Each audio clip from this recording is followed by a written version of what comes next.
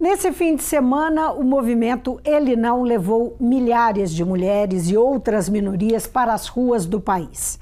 A mobilização surgiu nas redes sociais contra a candidatura à presidência de Jair Bolsonaro. E ao ganhar as ruas, foi apontada como a maior destas eleições.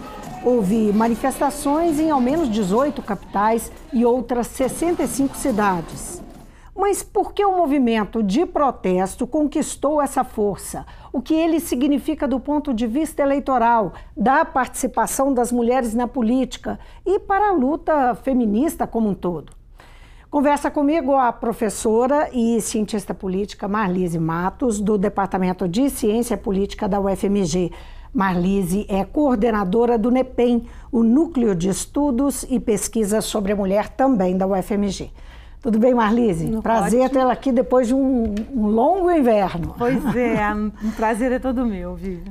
Marlise, como é que você viu esse movimento, não é? Qual que é a sua percepção dele em si, esse movimento, que está dentro, né, do momento eleitoral e por isso também o impacto dele sobre esse momento eleitoral? Eu acho que foi, de fato, muito expressivo e muito significativo a mobilização de massas, né, que de fato as mulheres alcançaram aí com esse Ele Não, né?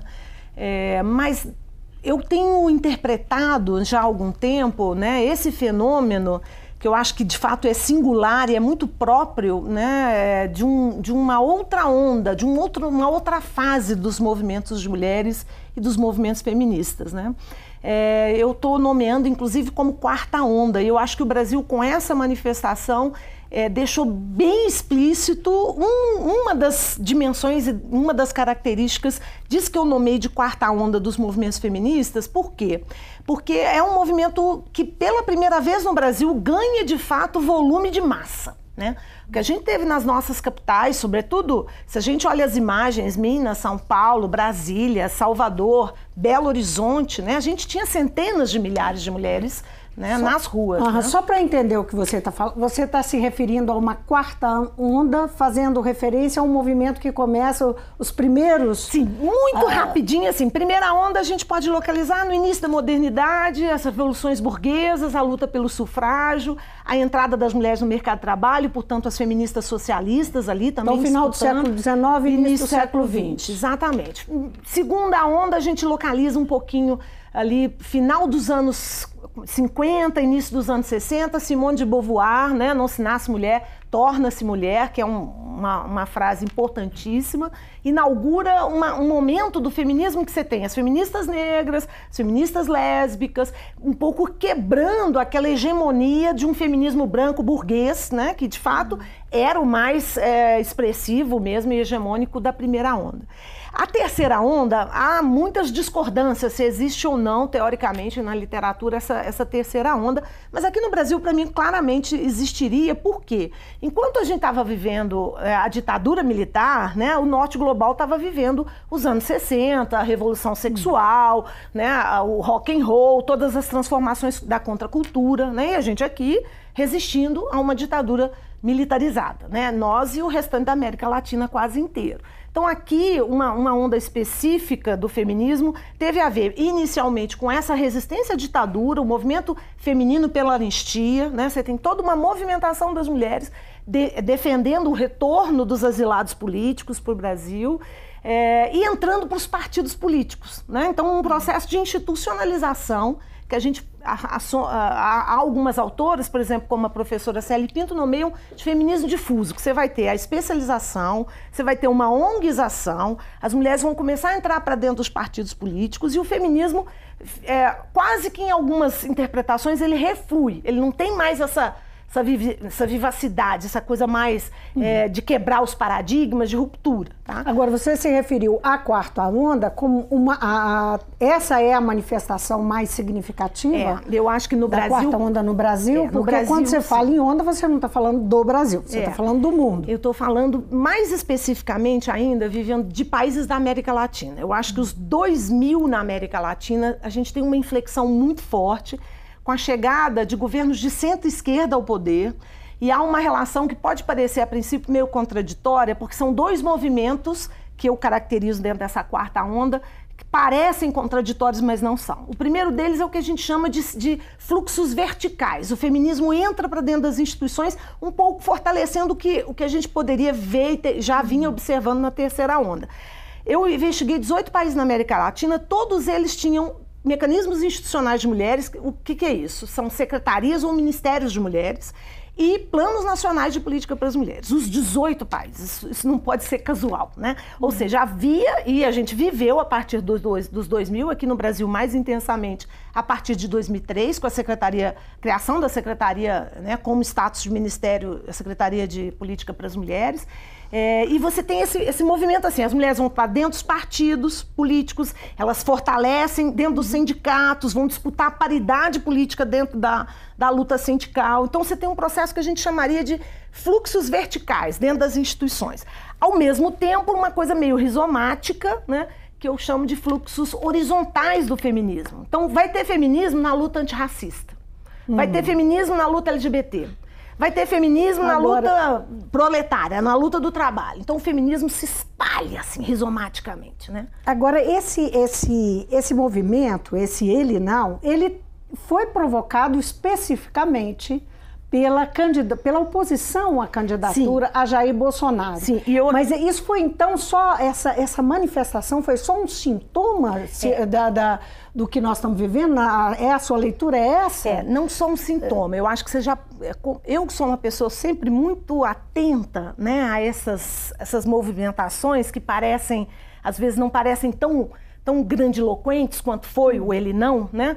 Mas se a gente observar, desde 2013... das jornadas de junho de 2013, nós vamos ter um crescente de ocupação das ruas e tem uma sintonia muito clara também entre o ativismo online e o ativismo das ruas, e os protestos nas ruas, tá? Essas duas coisas estão completamente interligadas.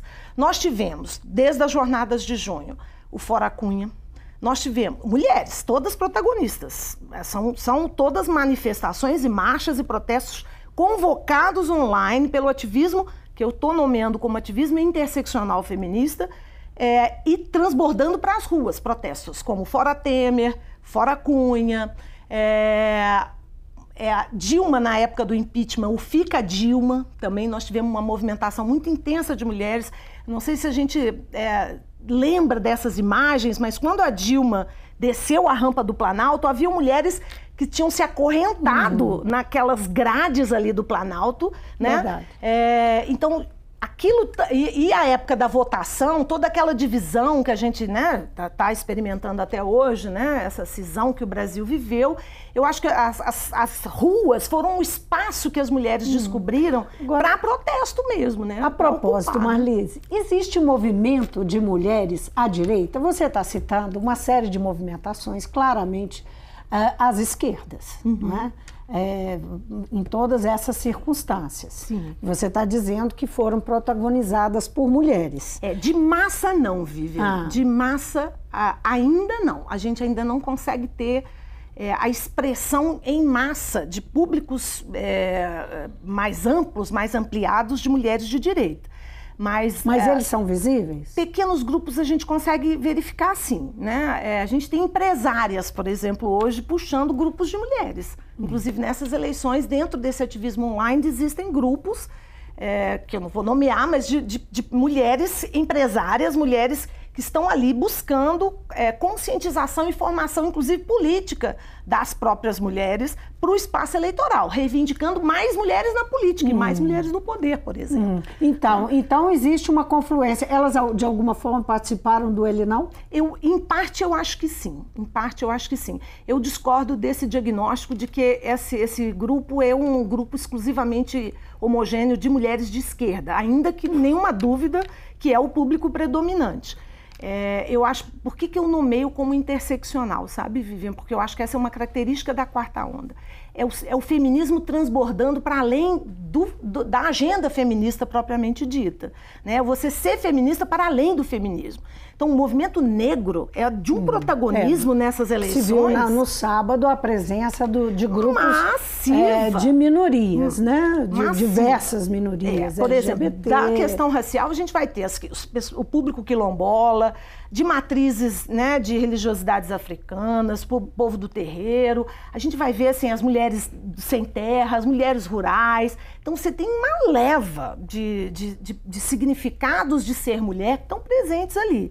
Eu acho que nós tivemos mulheres também de grupos organizados, por exemplo, de igreja, que não são à esquerda, né?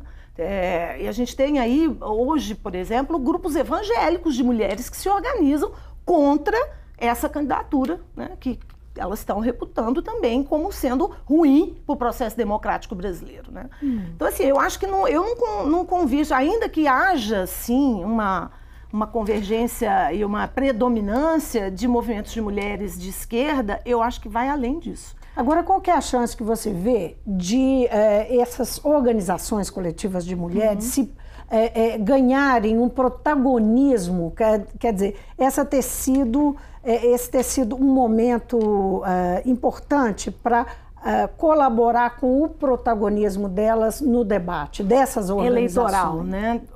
Especificamente ou no Sim, geral? Não, são organizações que, nesse momento, elas têm aí um cunho e uma movimentação eleitoral, mas muitas delas funcionam fora desse período. Né? Eu acho que vai se manter, eu acho que esse é um movimento, por isso que eu nomeei, né, como um elemento dessa quarta onda, o elemento mais visível, é a ponta de um iceberg. Tá? Eu tenho olhado com esse olhar bastante sensível, porque eu estou investigando desde 2007 esses grupos no Brasil e na América Latina. E a gente tem visto um crescente aumento desses grupos de mulheres. A facilidade maior hoje que propicia essa interação e esse diálogo é o ativismo online. O ativismo online é, sem dúvida nenhuma, um mobilizador, um propulsor desses encontros, que a gente não podia fazer esses encontros. Por exemplo, hoje tem um grupo no Facebook, que eu estou lá nele, 3.900.000 mulheres. Isso é algo assim, acho que nunca se viu isso, né? Acho que é inédito mesmo, uma experiência inédita, assim, um ativismo que não está circunscrito ao campo do sofá, né? Do ativismo exclusivamente online. Mas eu mencionava o protagonismo do movimento negro, eu acho que eu quero voltar a insistir nisso aqui, as mulheres negras, né? As mulheres que têm um ativismo que muitas, inclusive, não se declaram feministas. É por isso que eu queria chamar a atenção que há muita heterogeneidade nesse campo. Elas são mulheres negras em luta, né? Muitas não vão se declarar feministas por mil problemas com o feminismo hegemônico que a gente já viveu e que excluiu durante bastante tempo as mulheres dessa agenda da demanda política. Mas são atoras políticas muito importantes no Brasil hoje, né? Os movimentos de mulheres indígenas, que para nós parece uma coisa estranha, porque a gente realmente tem uma população indígena muito pequena, mas quando a gente olhar para a América Latina, Vivian, a gente tem populações enormes de mulheres de ativismo indígena, de ativismo comunitarista, né?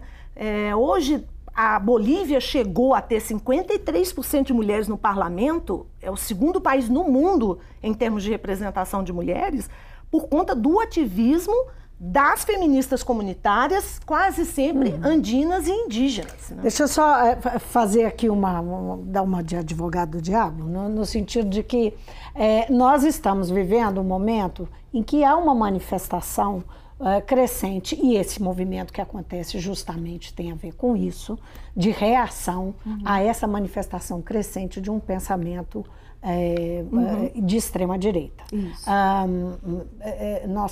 A impressão, né, num primeiro momento, a impressão que dá é que há uma extrema-direita que emerge e que se organiza, isso é uma coisa que está ainda para ser provado, mas que parece que se organiza, especialmente tem uma ação ou uma posição extremamente negativa em relação às minorias. Tudo que você está dizendo acena com um futuro promissor para as mulheres, para as minorias, Como é que a gente pode conciliar, né, essas duas visões de realidade?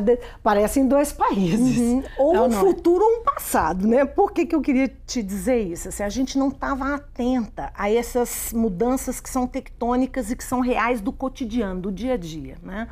Essas mudanças de políticas públicas, a institucionalização das mulheres nos partidos, a luta pelas cotas, né, e pela expressão real do direito às mulheres a se elegerem. Esse é um outro problema. Né, que é um outro problema gravíssimo. O Brasil é um dos piores países em todo o mundo, é o terceiro pior país da América Latina em termos de representação de mulheres. Então esse movimento já estava acontecendo, Vivian, ele já estava sendo vivido aqui e em 18 países na América Latina.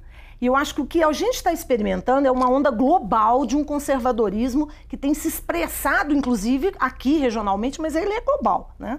Então, esse refluxo, né, esse backlash, essa onda reversa, ela vem como uma reação mesmo a um projeto democratizador que as agendas, inclusive do feminismo, não eram só os movimentos feministas.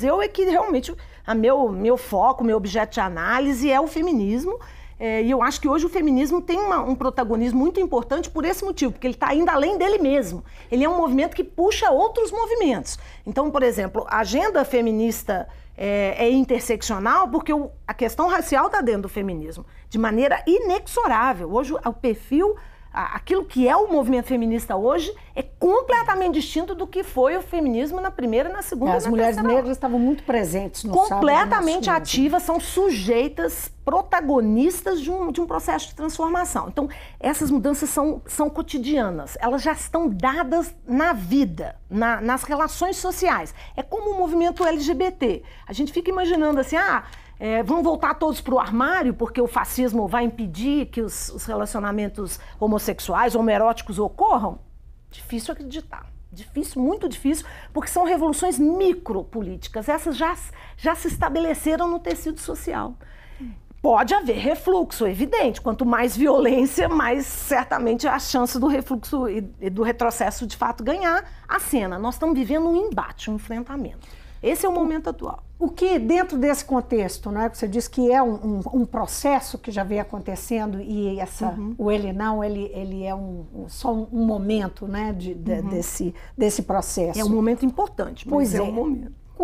Como é que você coloca o momento do impeachment da ex-presidente Dilma Rousseff, né, que ela perdeu o poder, foi aquela mulher que ascendeu o poder pela primeira vez, né, que teve a presidência nas mãos e perdeu o poder pelo impeachment. Um dos disparadores, um dos mecanismos que, no meu entendimento, como analista desses processos já há muito tempo, Vivian, é que um dos disparadores desse ativismo, né, político, que hoje a gente consegue ver com muito mais clareza do que a gente via nos 2000 ou mesmo no impeachment da Dilma, tem a ver com o crescimento e o acirramento dos processos de violência.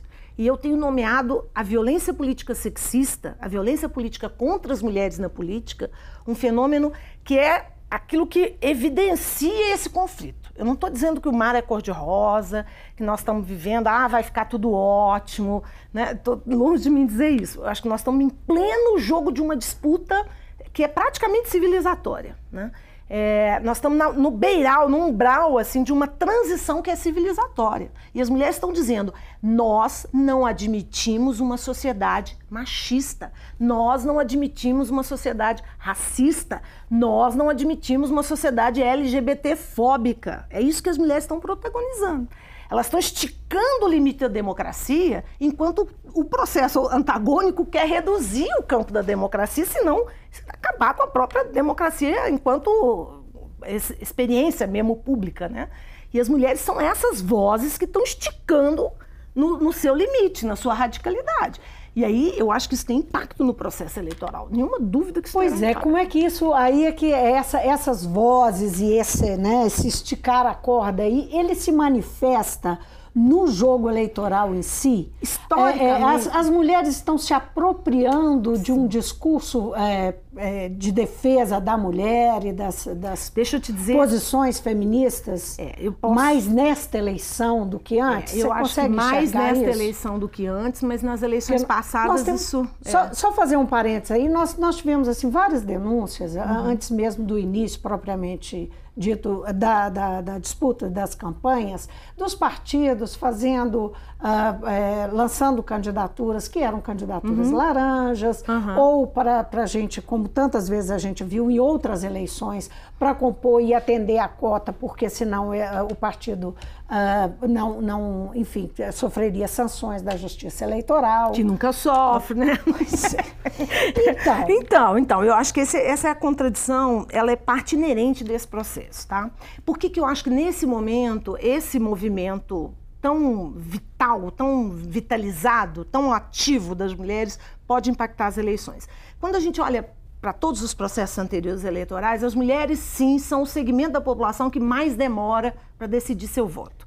Isso é um fenômeno que a gente vem observando há anos. Isso tem uma explicação na ciência política, assim, concreta? Eu já vi várias, eu vou dar a minha, né? Aquela que eu acho que é a explicação que para mim faz muito sentido, estudando mulheres há tanto tempo como eu venho estudando. Assim, primeiro porque as mulheres têm múltiplas jornadas, né? As mulheres estão trabalhando, elas estão estudando, elas estão cuidando da família, do marido. Então, elas, assim, a vida delas a suga de tamanha forma que elas vão parar para pensar nas eleições nas vésperas das eleições. É essa semana. Essa semana é absolutamente crucial, né? Então, as mulheres, de fato, param. Agora tem eleição, eu tenho que decidir aonde eu vou colocar a minha confiança, aonde eu vou escolher, quem eu vou escolher. Então, de fato, as mulheres, por conta de muitas outras demandas, né, do dia a dia e da sua trajetória, da sua vida, elas vão escolher mais tardiamente. E também tem uma outra interpretação, que essa, se for verdadeira, também eu tenho um pulo do gato aí para pensar ela. Algumas pessoas vão dizer, as mulheres acompanham os maridos. É uma versão mais tradicional da literatura que analisa um pouco ainda essa relação meio de dependência, conjugal, que eu acho que também é coisa bem já do passado. Mas, de qualquer maneira, mesmo essas, e eles vão dizer isso muito das eleitoras mulheres pobres, negras, né, que estão, de fato, numa luta para a sobrevivência e que vão demorar para decidir. Mas eu quero lembrar que há duas coisas. Primeiro, 41% dos domicílios brasileiros hoje só tem uma mulher como referência. Tem marido. O chefe da família. Não tem marido, tá? Pode até ter um companheiro eventualmente, mas não tem marido. Então, essas mulheres, muitas delas são pobres, é verdade. Muitos desses lares são pobres. Mas 93% dos lares que recebiam Bolsa Família eram de mulheres. Então, essas mulheres passaram anos recebendo Bolsa Família e tem um processo aí de autonomização. Eu fiz pesquisa investigando autonomia e empoderamento de mulheres do programa Bolsa Família. E é impressionante ver, Vivian.